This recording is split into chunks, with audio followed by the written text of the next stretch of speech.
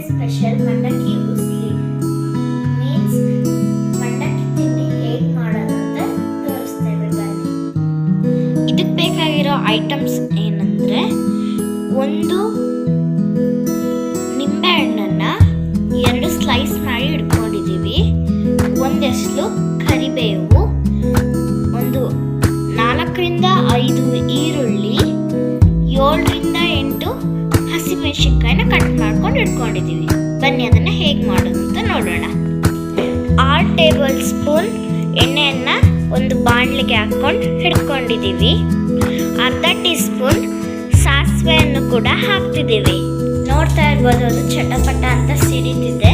ಈಗ ಅದಕ್ಕೆ ಸಾಸಿವೆಯನ್ನು ಕೂಡ ಹಾಕೋಬೇಕು, ಜೀರಿಗೆಯನ್ನು ಕೂಡ ಹಾಕೋಬೇಕು. ಈಗ ನಾವು ಹೆಚ್ಚಿಡ್ಕೊಂಡಿರೋಂಥ ಮೆಣಸಿನ್ಕಾಯಿನ ಕೂಡ ಹಾಕೋತಾ ಇದ್ದೀವಿ.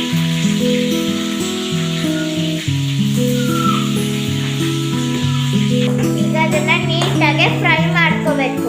ಈಗ ನಾವು ಈರುಳ್ಳಿಯನ್ನು ಕೂಡ ಹಾಕ್ಕೊತಾ ಇದ್ದೀವಿ. ನೀಟಾಗಿ ಫ್ರೈ ಮಾಡ್ಕೊಂಡಿರ್ಬೇಕು. ಅದಕ್ಕೆ ಕರಿಬೇವನ್ನು ಕೂಡ ಹಾಕೋಬೇಕು. ರುಚಿಗೆ ತಕ್ಕಷ್ಟು ಉಪ್ಪನ್ನು ಕೂಡ ಹಾಕೋಬೇಕು.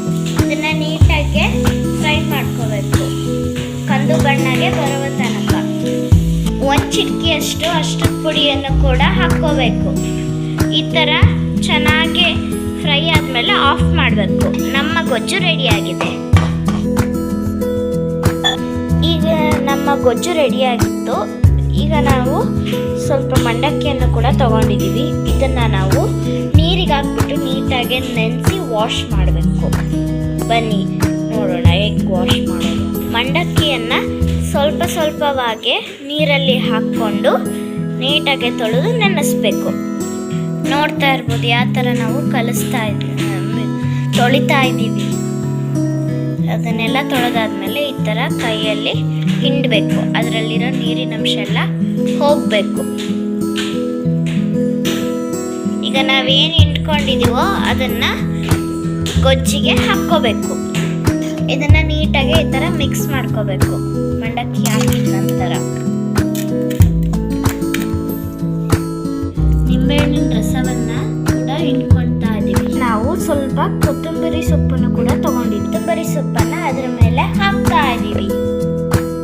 ನೋಡ್ತಾ ಇರ್ಬೋದು, ಈ ಥರ ಚೆನ್ನಾಗಿ ಮಿಕ್ಸ್ ಮಾಡ್ಕೋಬೇಕು. ನೋಡ್ತಾ ಇರ್ಬೋದು.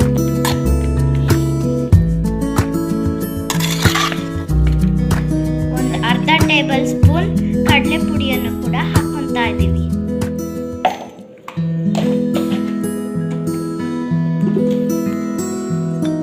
ಹಾಕೊಂಡ ನಂತರ ಮಿಕ್ಸ್ ಮಾಡ್ಕೋಬೇಕು.